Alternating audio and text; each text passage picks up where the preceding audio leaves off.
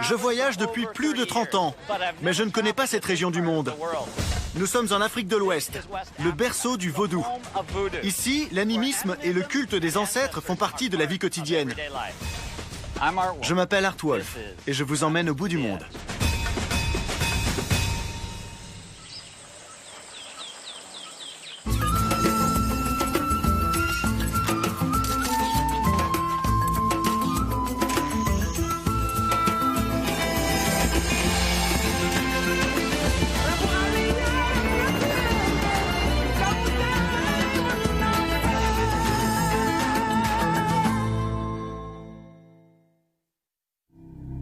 L'Afrique de l'Ouest s'étend du Sahara au nord à l'océan Atlantique à l'ouest et au sud.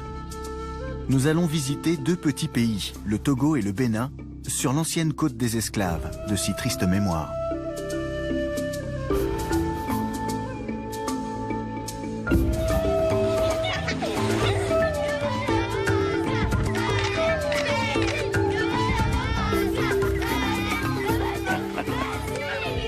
Salut!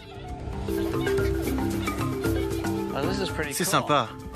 On se faufile dans l'herbe haute, dans un pays qui m'est inconnu.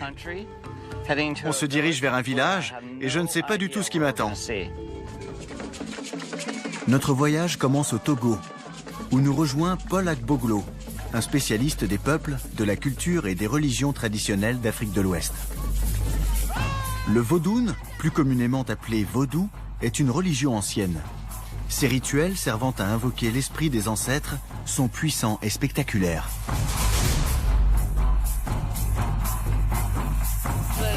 Les villageois chantent et battent le tambour. Et lui, il est déchaîné.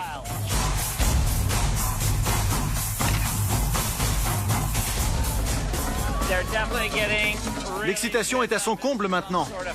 Ils sont entrés en transe. Je ne sais pas si les gens qui interviennent tentent de les protéger contre eux-mêmes. En tout cas, ça ne plaisante pas. Vous avez vu? Ils se coupent. Ouais. Et ils saignent. Ils offrent leur sang à la divinité. C'est leur façon à eux de la vénérer. Plutôt que de lui faire offrande d'une chèvre ou d'un poulet, ils lui offrent leur sang. Ils ont pris quelque chose? Non, rien du tout. Pas d'alcool, pas de drogue. Et ça n'a rien à voir avec le mental. C'est spirituel. Il faut que j'approche l'appareil.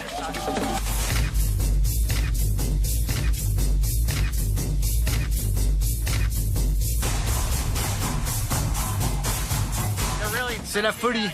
Et il n'y a pas que les danseurs qui sont déchaînés. Moi aussi. Je cours partout pour saisir des détails.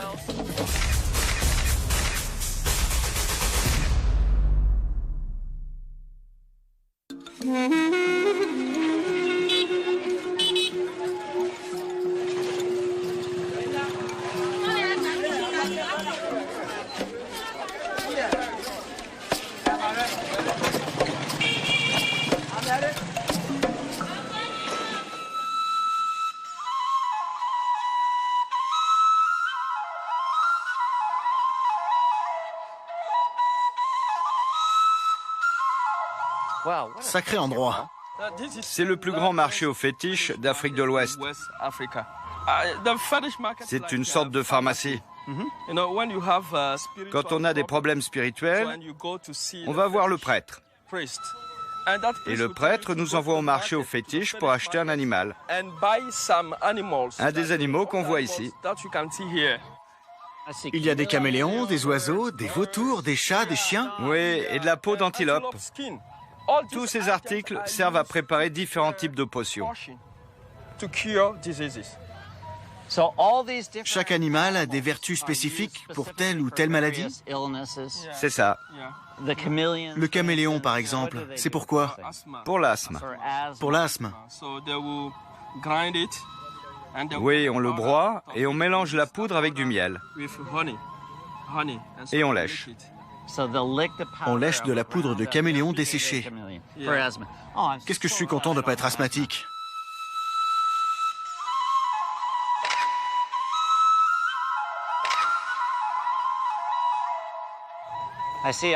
Il y a des œufs d'autruche, des tortues, Ouais. des varans. Et ça, c'est quoi? On les appelle des statuettes de jumeaux. Lorsqu'une femme donne naissance à des jumeaux et que l'un des bébés meurt, une de ces statuettes servira à le remplacer.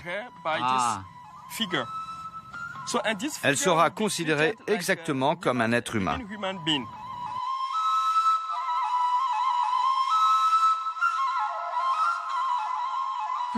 Chez nous, les sorcières peuvent prendre l'apparence d'oiseaux. Il faut donc se protéger contre leurs attaques. Et pour ça, on brûle des oiseaux et on les transforme en poudre noire. On s'entaille la peau et quand la plaie commence à saigner, on mélange la poudre au sang. Ça nous vaccine contre les maléfices. Vous devez trouver ça immonde. Absolument. Que voulez-vous? C'est ça l'Afrique de l'Ouest.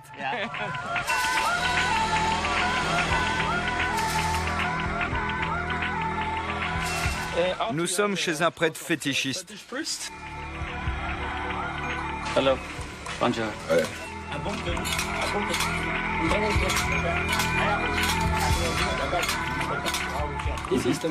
Cette pièce est la plus importante. Lorsque les patients viennent voir le prêtre, c'est ici qu'il leur donne sa bénédiction.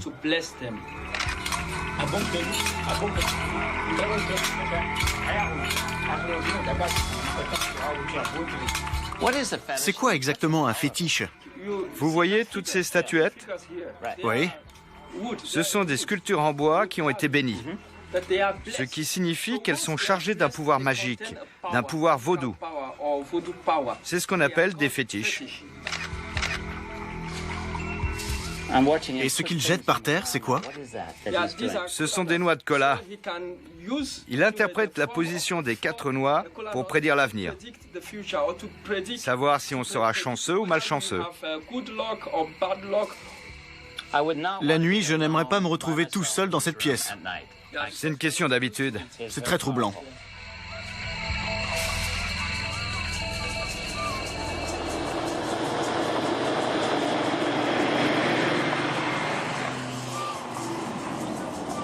Nous nous dirigeons maintenant vers l'ouest, vers le Bénin, au cœur de la côte des esclaves, d'où un nombre incalculable d'Africains ont été arrachés à leurs terres.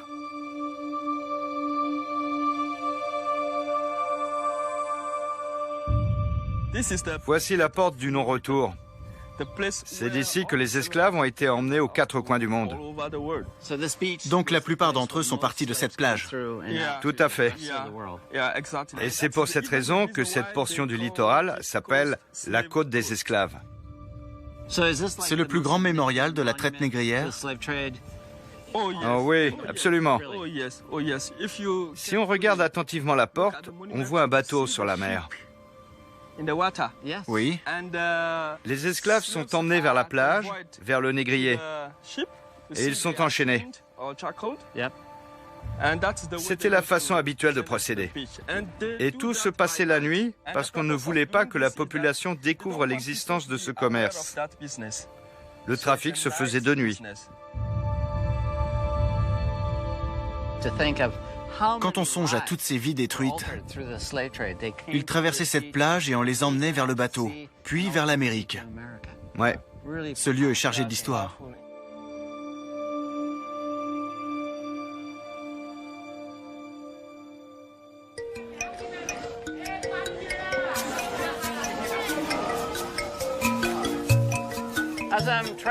Une de mes plus belles découvertes en Afrique de l'Ouest, c'est l'incroyable variété de vêtements, de motifs et de couleurs.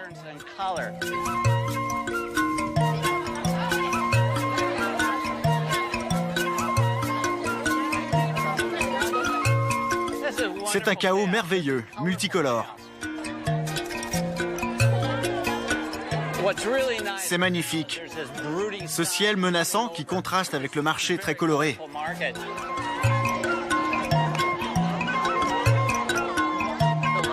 La lumière est saturée et exacerbe les couleurs. J'utilise un filtre qui met en valeur la noirceur du ciel tout en captant chaque détail sur les vêtements.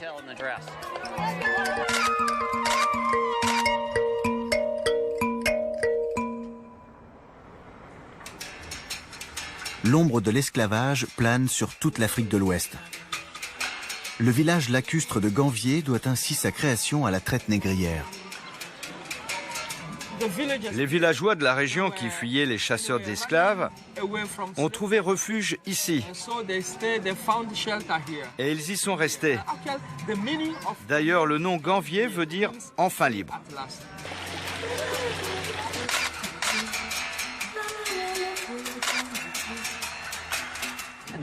Avant d'arriver ici, ils ne savaient pas construire des maisons sur l'eau?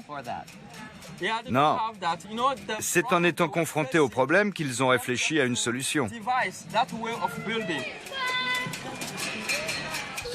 Qu'est-ce qu'ils font là? Ils sont en train de ramasser du bambou. Ça va leur servir à fabriquer des pieux, des pilotis pour soutenir les maisons.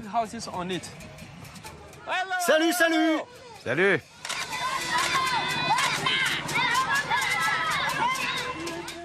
Regardez ces barques. Elles glissent littéralement sur l'eau. C'est très beau.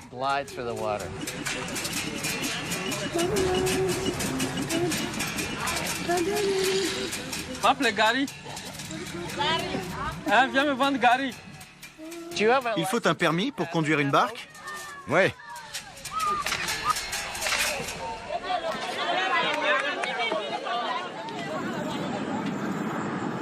En traversant le Bénin, je suis frappé de voir à quel point ce pays semble hors du temps. S'écarter de la route pour explorer les petits villages réserve souvent de belles surprises. Quel joli village! J'adore la forme de ces huttes. Comment il s'appelle? Taneka Berry.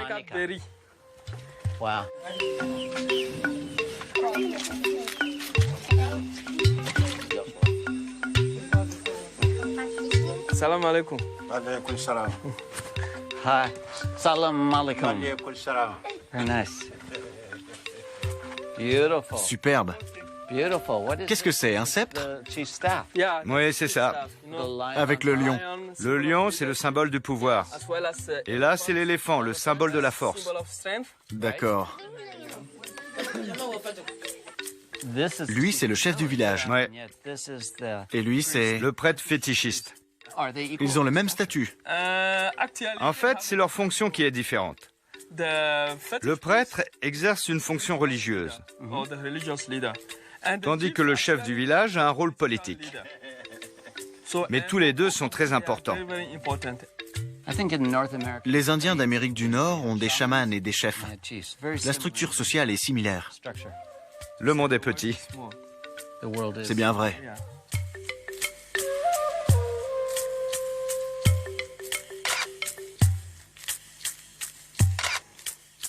Quel regard. Ça vous plaît? Ouais? Vous faites plus jeune, hein? Super. Merci. Thank you. Very. C'est fantastique. I love those J'adore ces rencontres. really nice moments. Cet homme dégage Somebody tant de express sagesse. wisdom in their eyes. Ce sont des moments intenses. Powerful.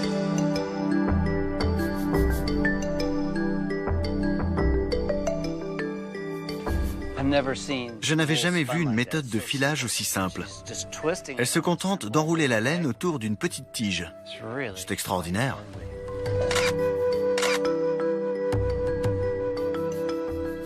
Hey guys. Coucou.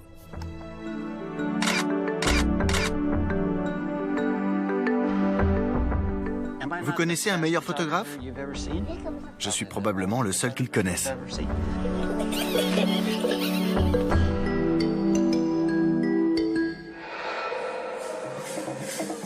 Durant la saison des fêtes, il y a des danses dans tous les petits villages du Bénin.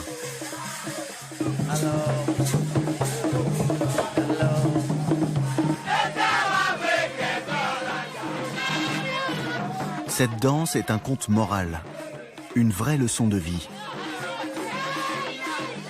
Chaque masque symbolise un aspect spirituel, social, économique ou moral de la société. Celui-là sert à dénoncer les gens qui ne parviennent pas à maîtriser leurs ardeurs sexuelles. Il montre ce que ça donne d'avoir plein d'enfants. Très efficace.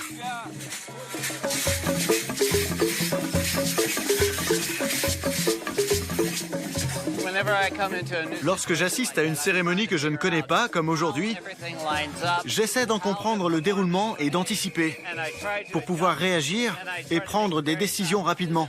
Parfois je vois juste et très souvent je me trompe. Mais il y a tout ici pour faire de très belles photos.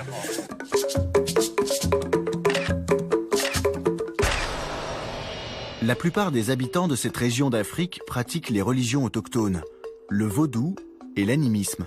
Mais le Bénin est très riche culturellement, et certaines tribus se sont aussi converties à l'islam. Par exemple, les Kotokoli.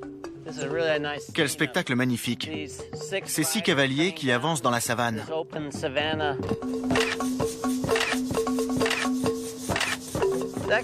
C'est extraordinaire de penser qu'il existe une culture du cheval ici en Afrique de l'Ouest.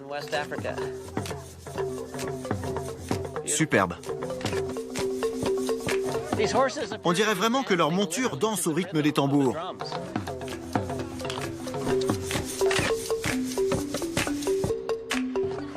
J'ai pris beaucoup de photos de chevaux en train de caracoler, et là je vais changer de technique.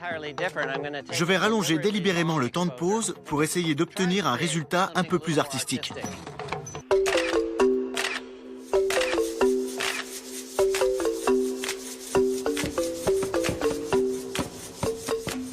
Chouette point de vue.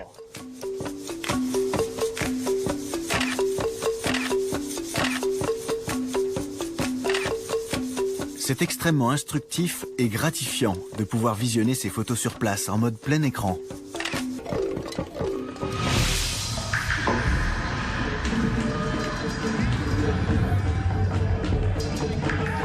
C'est une danse extraordinaire.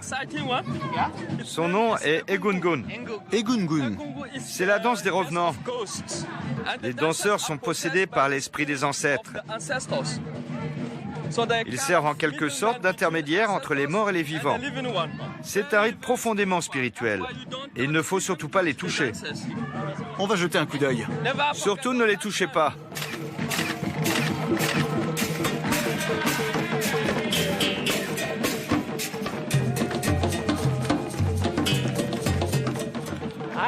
Je ne sais pas ce qui se passe, mais on s'amuse beaucoup.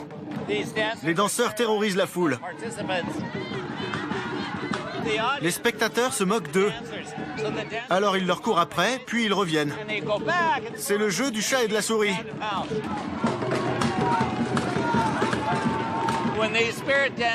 Personne ne veut être touché par ces danseurs. Et moi non plus.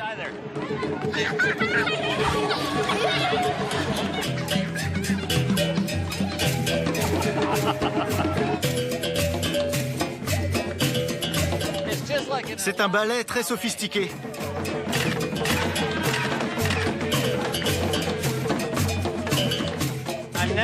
Je n'avais jamais vu autant de traditions dans un aussi petit pays. L'Afrique de l'Ouest est vraiment haute en couleurs.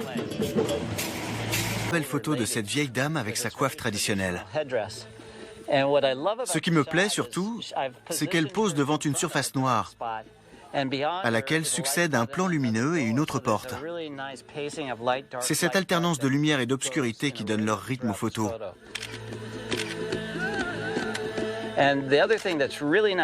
Ce qui est très beau aussi, ce sont les différentes textures et ce camailleux de beige.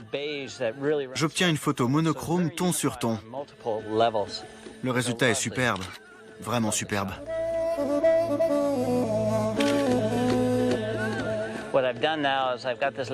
La vieille dame que je viens de photographier est à l'intérieur de la maison maintenant. Et sa silhouette se détache sur le mur en pisé. C'est une photo qui interpelle, parce qu'on ne voit pas le visage, on distingue uniquement les contours d'un corps humain.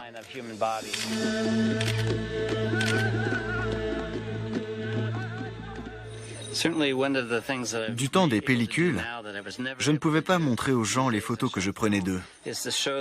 Maintenant, c'est possible.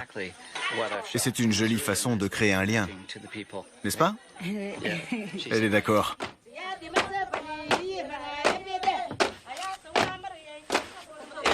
Dans cette culture, chaque geste est rythmé.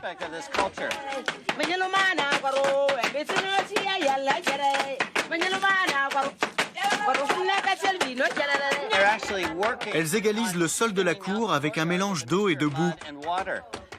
C'est un sujet qui m'a toujours paru très photogénique.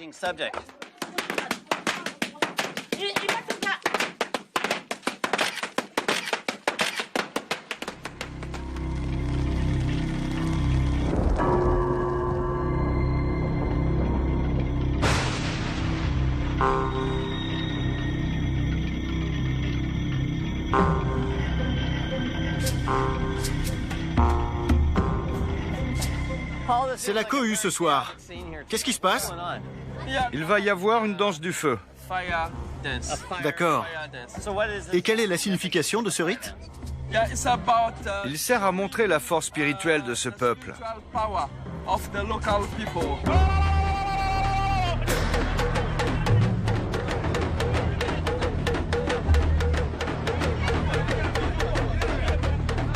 Le feu, c'est difficile à manipuler.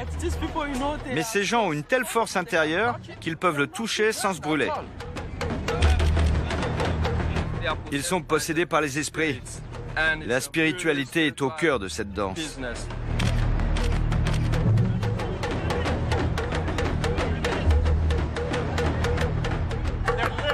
Ils s'allongent sur le feu, mangent des braises. Ils montrent qu'ils sont forts. Plus forts que les maléfices.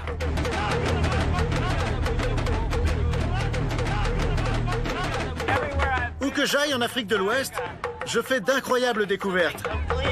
Tout me semble étrange et extraordinaire ici. Je m'appelle Art Wolf. À bientôt pour un nouveau voyage au bout du monde.